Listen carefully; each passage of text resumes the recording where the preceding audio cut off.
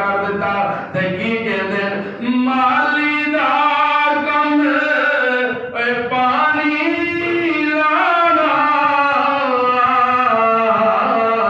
ते भर भर मशका पाए ते मालिक दा कम फल फुल लाना लावे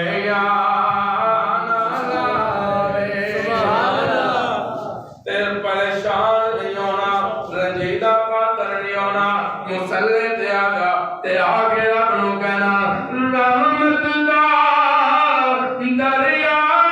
इलाही ते हर दम वगदा तेरा